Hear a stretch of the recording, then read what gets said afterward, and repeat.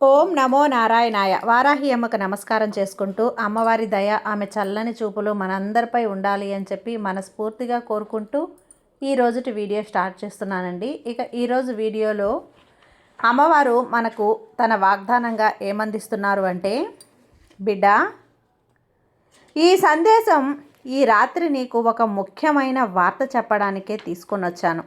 అది కూడా ఒంటరిగా, ఎవ్వరూ లేకుండా. ఈ వారాహి అమ్మ మీద నమ్మకంతో విను చాలు. ఈ రాత్రి హాయిగా ప్రశాంతంగా నిద్రిస్తావు. ఎలాంటి లోటు లేకుండా, ఎలాంటి సమస్యలు రాకుండా సంతోషంగా ఉంటావు. ఇదిగో బిడ్డ, జాగ్రత్తగా విను అని వారాహి అమ్మ తన వాగ్దానాన్ని అయితే మన కోసం మనకు వినిపించడానికైతే వచ్చేసారండి. అమ్మవారి జ్యోతిష్యంలో గొప్ప అనుభవం కలిగినటువంటి గురూజీ సుబ్రహ్మణ్యం రాజు గారు శ్రీ వారాహి అమ్మవారి ఆశీస్సులతో జ్యోతిష్యం చెప్తున్నారు. ఈ గురువుగారు చెప్పింది చెప్పినట్లుగా జరుగుతుందండి. Contact number 7075662225. భార్యాభర్తల మధ్య గొడవలు, విదేశీ ప్రయాణం ఆలస్యం అవటం, ప్రేమ, పెళ్లి, సంతానం లేకపోవటం, కోర్టు సమస్యలు, గృహము మరియు కుటుంబ సమస్యలు, ధనం నిలకడగా లేకపోవటం, నమ్మిన వ్యక్తి మోసం చేయటం, స్త్రీలకు పురుషులకు సంబంధించిన గుప్త సమస్యలు ఎటువంటివైనా రోజుల్లో పరిష్కారం చేయబడును. మీరు ఎంతోమంది దగ్గర జ్యోతిష్యం మరియు పరిష్కారాలు చేయించుకొని నిరాశ చెంది ఉన్నట్లయితే ఒక్కసారి ఆదికొండ దేవతలైన కోయరాజు గారికి కాల్ చేయండి. కోయ గురూజీ గారు, కొండదేవత పూజారి సుబ్రహ్మణ్యం రాజు గారు.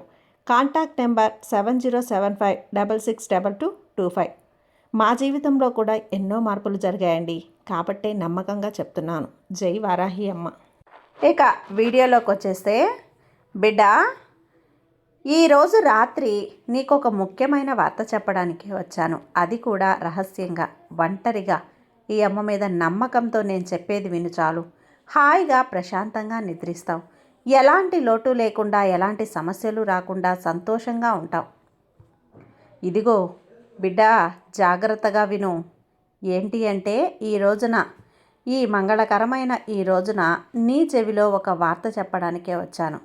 ఈ వారాహి అమ్మ నీ కోసం తరలి వచ్చి నీ కోసం కొన్ని వార్తలను పోగు చేసుకుని మరి ఈ మంగళకరమైన రోజున నీకు చెప్పడానికే వచ్చాను. నిర్లక్ష్యం చేయకు. అన్నీ కూడా పక్కన పెట్టు. కాస్త మనశ్శాంతిగా, ప్రశాంతంగా ఈ అమ్మ చెప్పేది విన్నావు అంటే నీకు అన్నీ మారుతాయమ్మా. ఇదిగో ఇలా చూడు బిడ్డ, నువ్వు ఇప్పుడు ఎటు చూసినా సరే కష్టం నిన్ను తరిమి తరిమి కొడుతుంది కదా, పరిగెట్టేలా చేస్తుంది, భయపెడుతుంది. ఇక ఆ సమయంలో ఆ కష్టాన్ని చూసి నీ మనసు పూర్తిగా విరిగిపోయిందమ్మా. అవునా? అవును కదా.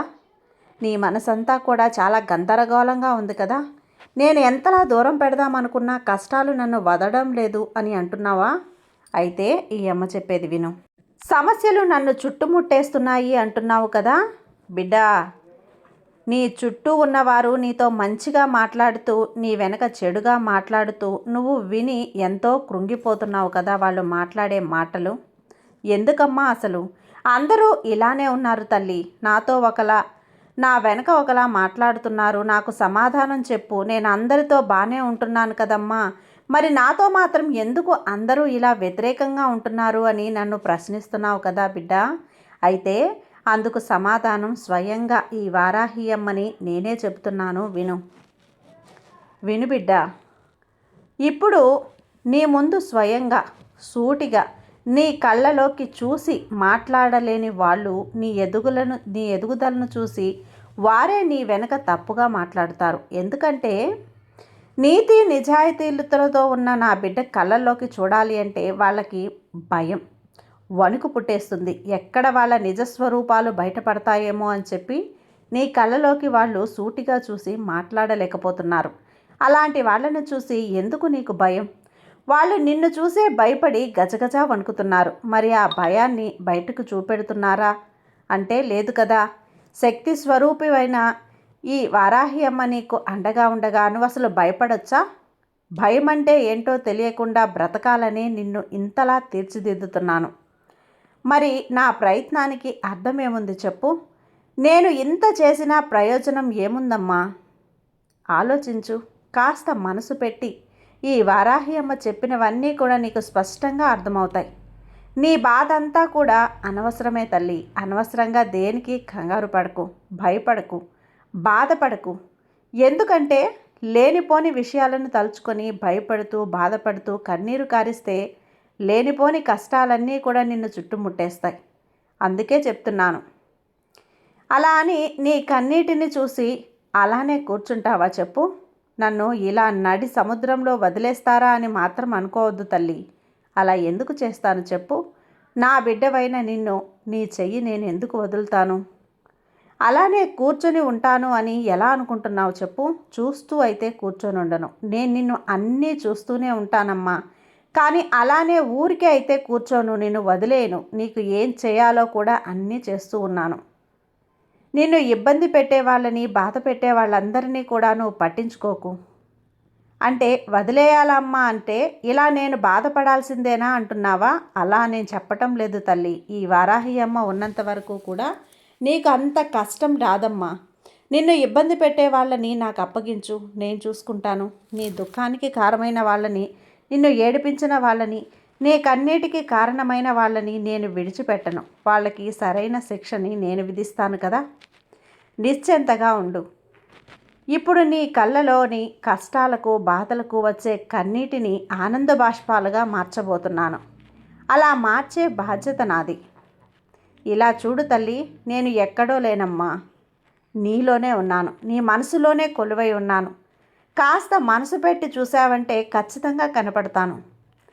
ఇక నువ్వు దిగులు పడకు బిడ్డ. ఏమాత్రం కూడా ఆపదనేది నీకు అస్సలు రానివ్వకుండా చేస్తాను. జాగ్రత్తగా కాపాడుకుంటాను. ఈ వారాహియమ్మ రక్షణ కవచం నీ చుట్టూ ఎప్పుడూ కూడా శాశ్వతంగా ఉంటుంది తల్లి. దాన్ని దాటి ఎవ్వరూ లోపలికి రాలేరు. ఎవరైతే నిన్ను వదిలి వెళ్ళారో నీ గురించి, నీ మంచితనం గురించి, నీ స్వచ్ఛమైన ప్రేమ గురించి అందరూ తెలుసుకొని నువ్వే కావాలి అంటూ నీకోసం పరుగు పరుగున పెడుతూ వస్తారు. ఆ రోజు ఎంతో దూరంలో లేదు, అతి దగ్గరలోనే, అతి చేరువలోనే అన్నింటినీ మార్చి నీ జీవితాన్ని మార్చే బాధ్యత ఒక అమ్మగా నాదే కదా. అమ్మకి మాత్రమే తెలుసు తన బిడ్డలకు ఎప్పుడు ఏది ఇవ్వాలో అని. అలానే నేను మాత్రమే తెలుసుకున్నాను నీకు ఎప్పుడు ఏది ఇవ్వాలో అని. నువ్వు కోరుకున్నట్లే మంచి అనుకూలమైన జీవితాన్ని, కుటుంబాన్ని, సంతానాన్ని అన్నీ నీకు ప్రసాదిస్తాను. ఇలా ఒక్కసారి నా కళ్ళలోకి చూడు.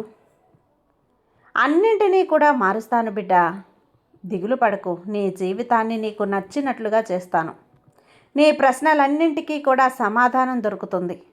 దీనంగా ఒక్కసారి స్వచ్ఛంగా అమ్మ కళ్ళల్లోకి చూసి నీ సమస్యలు చెప్పుకున్నావు అంటే నీకైన పరిష్కార మార్గం కూడా నీకే వచ్చేస్తుంది. నా పూర్తి ఆశీర్వాదం నీకు అందిస్తానమ్మా. ఆనందంగా ఉండు. ప్రతి నిత్యం కూడా ఈ వారాహి అమ్మని నామాన్ని స్మరిస్తూ ఉండు. నీకంతా మంచే జరిగేలా చేస్తాను.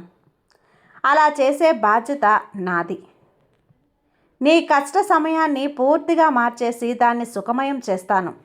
ఆనందంగా ఉండేలా చేస్తాను.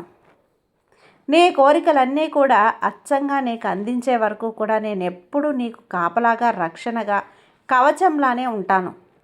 ధైర్యంగా ఉండు. అంతా మంచి జరుగుతుంది. ఎవరు నీకు చెడు తలపెట్టాలని చూస్తున్నారో వాళ్ళందరినీ పక్కన పెట్టేసేయి. అన్నింటినీ మార్చి నీ జీవితాన్ని నీకు నచ్చినట్లుగా చేస్తాను.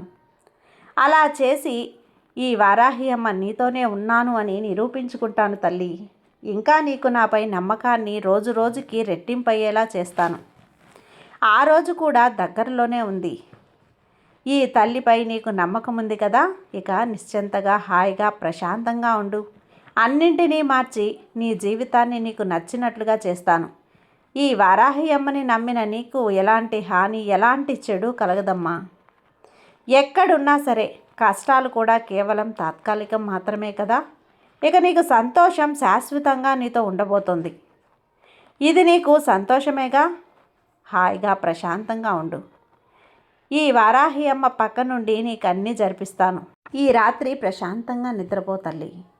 సర్వే జన సుఖినో భవంతు. జై వారాహి అమ్మ.